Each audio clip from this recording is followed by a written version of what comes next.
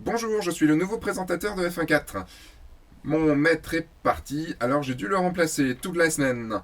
Il est parti en déplacement, il n'a pas pu vous faire d'émission, donc je vais vous la faire aujourd'hui. Voilà. Par contre, je n'y connais absolument rien en photo, donc ça va être très compliqué. Il m'a dit de vous parler de l'exportation sous Lightroom. Je vais voir ce que ça donne. Je vais le faire avec vous. A tout de suite. Non, sérieux, vous y avez cru? Sérieux, vous y avez vraiment cru?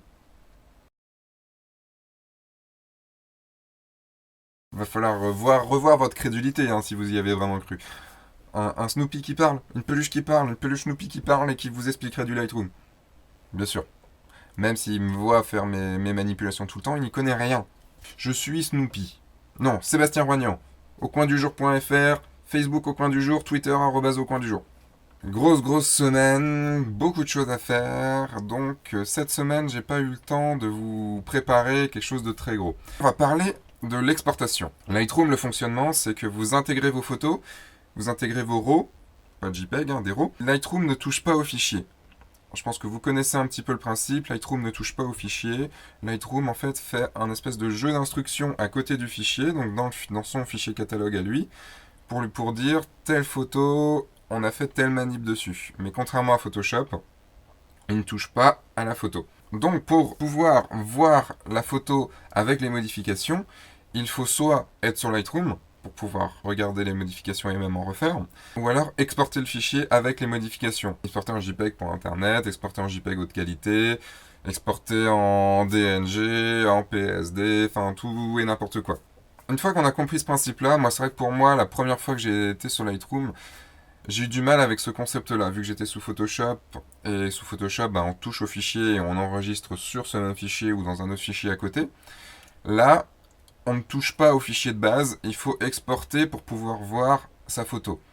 Au début, c'était perturbant dans le sens où je ne pouvais pas aller sur un visualiseur de photos à côté et pouvoir en profiter pleinement de mes photos. Là, il fallait absolument que je passe sur Lightroom.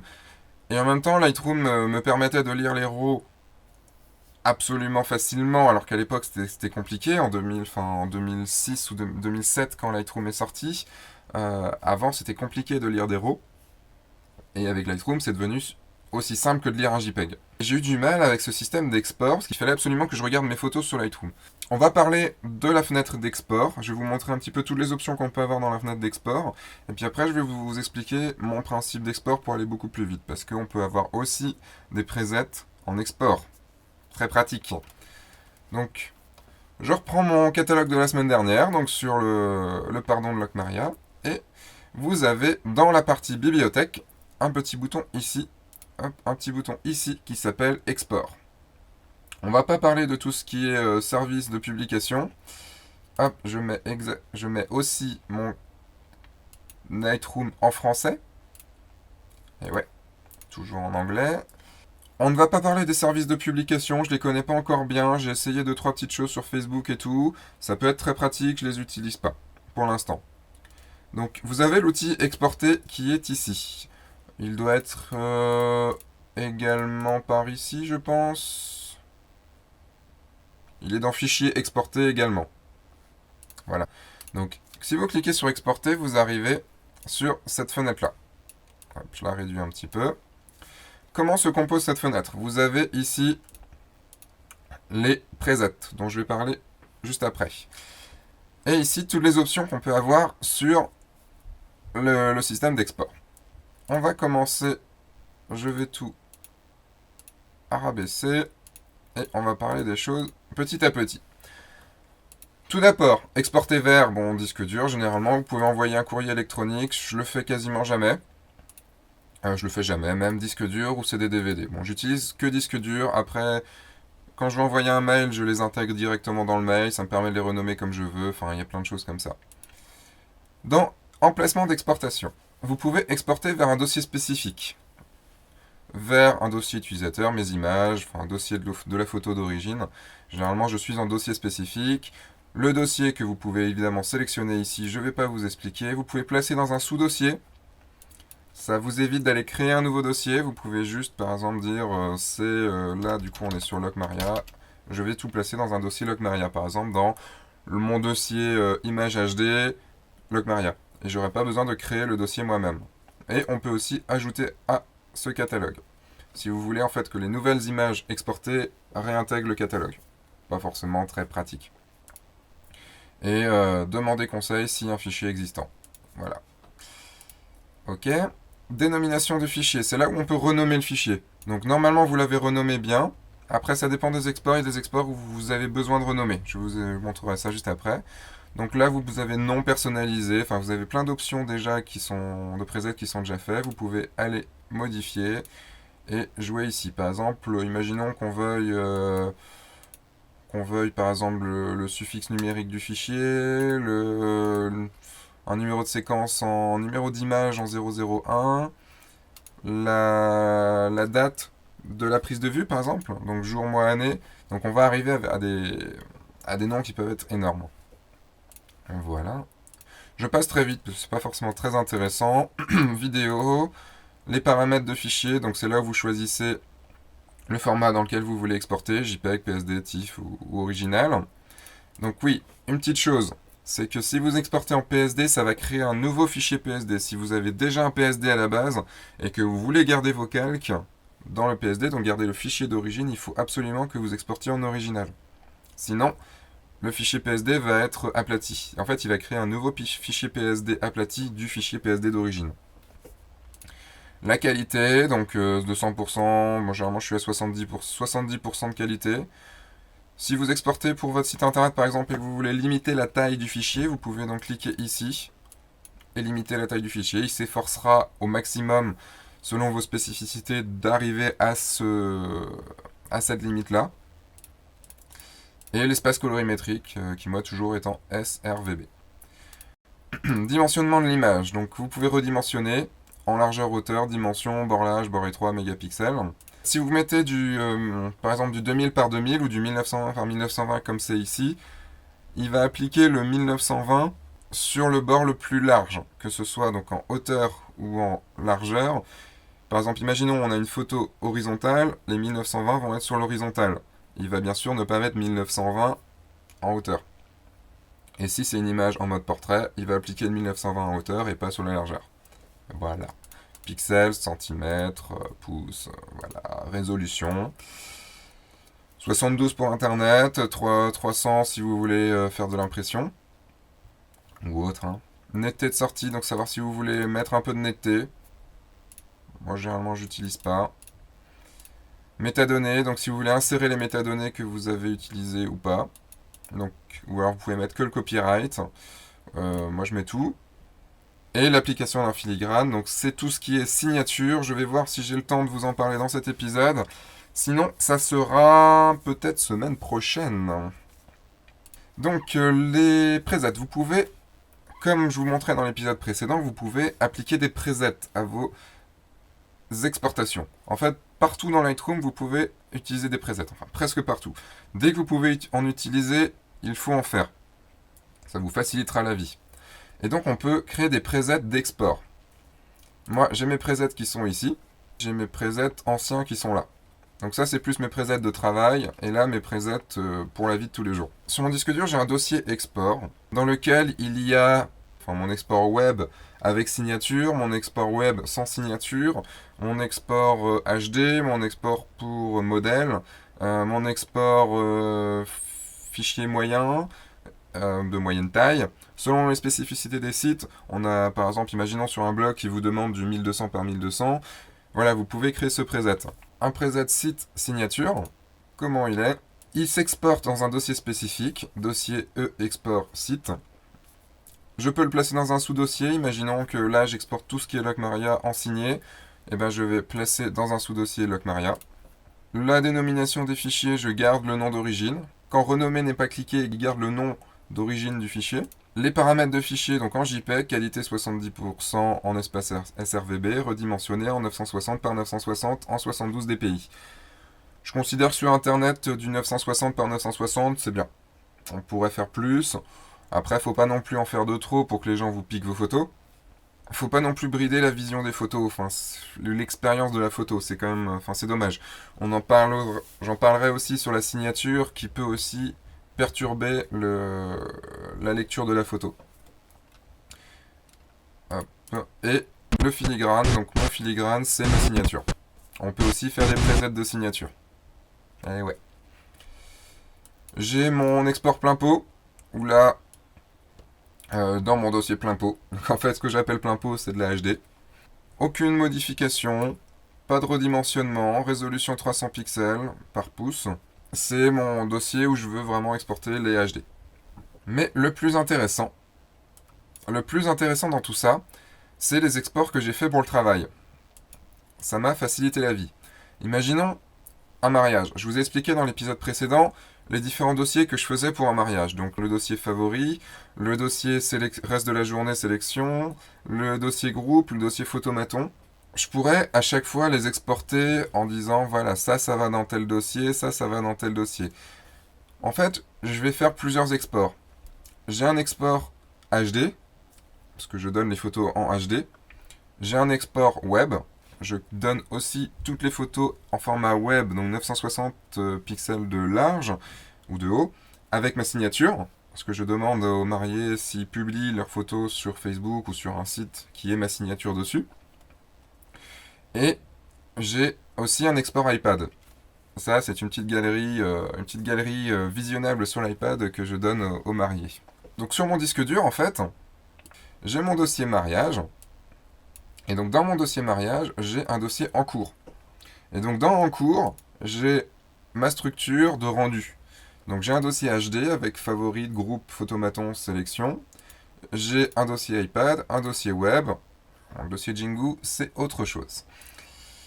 Et donc, quand on voit les paramètres d'export, on remarque que le paramètre HD favori, par exemple, va dans E, mariage, en cours, HD, favorite. Donc, en gros, mariage, en cours, HD, favorite. Ce qui fait que dans Lightroom, vous pouvez lancer plein d'actions simultanées. Vous pouvez lancer plein d'exports simultanément. Ce qui fait que un soir, quand vous avez fini de traiter votre mariage, de traiter vos 600 photos, vous pouvez mettre à exporter toute la nuit. Et vous n'êtes pas obligé d'attendre qu'un export soit fait pour pouvoir exporter la seconde partie. Donc, ce que je fais simplement, c'est que je vais, par exemple, dans mon dossier favori, je sélectionne tout, je fais un clic droit, vous pouvez passer par le bouton exporter ici, et cliquer sur mariage HD favorite et faire exporter. Vous pouvez aussi faire un clic droit, exporter. Là, vous avez tous vos presets qui sont ici, et j'ai plus qu'à appuyer sur HD favorite, et c'est parti. Après, je vais dans la sélection. Bon, évidemment, ça rame un petit peu. Je fais CTRL A, clic droit, exporter, HD, mariage HD sélection. Après, je vais dans le dossier, j'annule parce que ça va ramer à mort. Hop, annulation. Ici. On annule comme ça. On appuie sur la petite croix. Ça met un peu de temps à annuler. On annule les deux. Tac. Après, je vais dans le dossier de base, donc le dossier, là on était dans des sous-dossiers. Je vais dans le dossier. Dans le dossier. Oui. Dans le dossier parent. Voilà, c'est le dossier parent. Dans le dossier parent, je fais clic droit, exporter, mariage web. Comme ça, j'exporte mes photos de mariage avec ma signature. Puis, je refais clic droit, exporter, et mariage iPad. Donc, j'exporte mes photos de mariage pour ma galerie iPad. Et voilà, j'ai plus qu'à laisser faire. Quand il y a 600 photos, ça va prendre un bon bout de temps. Et je reviens quand c'est fini. Au pire, si je dois bosser à côté, si vous avez un multiprocesseur, ce qui maintenant, logiquement, vous avez un multiprocesseur, évidemment, vous allez dans le gestionnaire de tâches de Windows, vous faites un clic droit dans l'onglet processus, vous faites un clic droit sur Lightroom, que je vais trouver ici, clic droit, définir l'affinité, vous enlevez, là j'ai 4 processeurs, vous enlevez 2, 3 processeurs, un processeur en fonction de ce que vous voulez faire à côté, vous faites OK, Et du coup, il n'y aura plus que 50% du processeur qui sera alloué, si j'en clique sur 2, il n'y aura plus que 50% de la puissance processeur qui sera allouée à Lightroom, ce qui va vous permettre de pouvoir bosser à côté si vous avez envie. Voilà, donc je remets. Tac. Je voulais vous parler de quoi d'autre dans Export. Oui, donc comme je vous disais, oui, vous pouvez exporter en DNG. DNG, c'est le format RAW d'Adobe, le format ouvert. Donc, contrairement au format CR2 et NEF ou autres, qui sont des formats propriétaires de Canon, Nikon ou autres. Et Adobe se dit qu'un jour, on pourra plus lire les CR2 ou les NEF parce que les logiciels pourront plus les lire et tout. Enfin, ouais, je vois pas comment. Le jour où un Lightroom 4 ne marchera plus sur un ordinateur ou qu'un nouveau logiciel ne lira pas les CR2, c'est pas demain la veille. Hein. Lightroom propose à l'import de convertir les fichiers CR2 ou NEF en fichiers DNG. Ça ne sert pour moi à rien pour ce que je viens de vous dire. Par contre, à l'export, ça peut être super pratique. J'exporte vers mon dossier portfolio. Je vous ferai un épisode spécial sur mon catalogue portfolio, comment je l'organise. Mais il faut d'abord que je l'organise bien pour pouvoir vous l'expliquer. Pourquoi en DNG? C'est parce que le DNG peut inclure les modifications qu'on a fait sous Lightroom. Ça veut dire que si vous exportez votre DNG avec les bonnes options, vous pouvez l'ouvrir sous Photoshop ou sous un autre logiciel et il aura directement les modifications qui ont été faites. Là, c'est pratique. Sur un fichier CR2, il sera obligé de créer un tout petit fichier à côté, genre un fichier XML à côté qui répertoriera les modifications. Vu que je l'exporte pour mon portfolio, c'est mieux qu'il y ait les modifications dessus.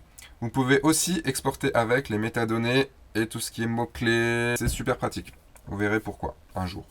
Pourquoi j'ai un export PSD? Pour la raison pour laquelle je vous l'ai dit tout à l'heure. Je crois que c'est français. On me redirait ça. J'ai un doute. Parce que si j'exporte un fichier PSD de base en DNG, ça va faire un fichier aplati. Et donc, j'ai perdu tous mes calques. Dommage. Le jour où on a envie de modifier, c'est dommage. Donc, mon export DNG, il va vers un emplacement spécifique, donc qui est mon dossier Dropbox Lightroom. Lightroom a une option de Dropbox. En gros, donc c'est pas le logiciel Dropbox, je l'ai appelé comme ça parce que ça me permet de le visualiser ainsi. Ça veut dire que c'est un dossier où vous pouvez mettre des photos. Vous faites, je vous l'expliquerai mieux plus tard, hein, mais vous faites, c'est dans fichier importation automatique, activer paramètres d'importation automatique. Et vous pouvez faire un dossier de contrôle, ce qu'il appelle un dossier de contrôle. Ça veut dire que à chaque fois que vous importez, enfin que vous déplacez un fichier dans ce répertoire-là, il va automatiquement le trouver et automatiquement l'importer. Voilà.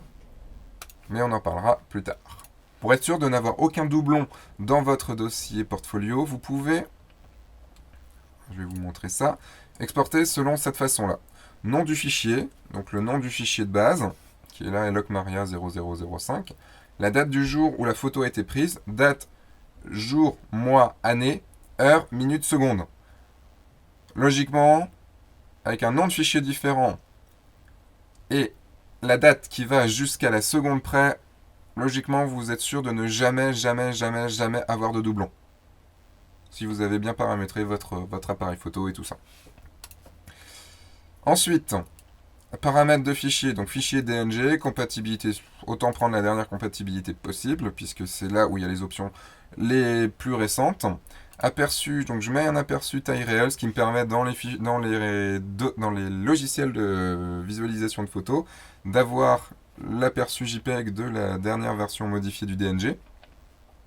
Incorporer les données de chargement rapide, c'est histoire que ça charge plus rapidement, et ça augmente un tout petit peu la taille. Vous pouvez utiliser la compression incorporée, donc le fichier de brut d'origine, bon, on va peut-être pas, vous l'avez normalement sur un autre dossier, donc ça sert à rien de le faire. Dimensionnement de l'image, évidemment non, pas de filigrane, pas de post-traitement, vu que c'est votre fichier DNG pour votre dossier Lightroom Portfolio. Et en PSD, c'est la même chose, sauf que rien, sauf que les paramètres de fichier sont en format original. comme je vous expliquais tout à l'heure. Voilà, ce qui vous permet... Enfin, je vous conseille de créer plein de presets différents, ce qui va vous permettre vraiment d'exporter à chaque fois. J'ai vu des gens qui modifiaient les données à chaque fois. Vous perdez un temps fou. Vous sélectionnez une photo que vous avez envie d'envoyer sur Internet, par exemple, sans parler des services de publication. Vous faites un clic droit, exporter, et vous cliquez ici, et c'est bon.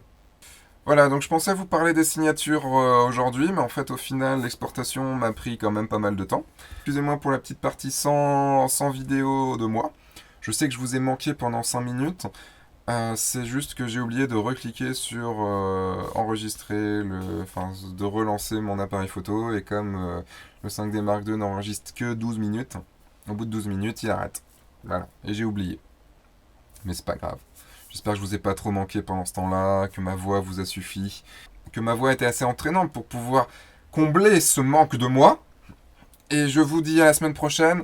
La semaine prochaine, j'ai moins de déplacements. J'étais en déplacement toute la semaine dernière, donc je n'ai pas pu enregistrer vraiment bien un épisode. Enfin, même s'il est bien celui-là.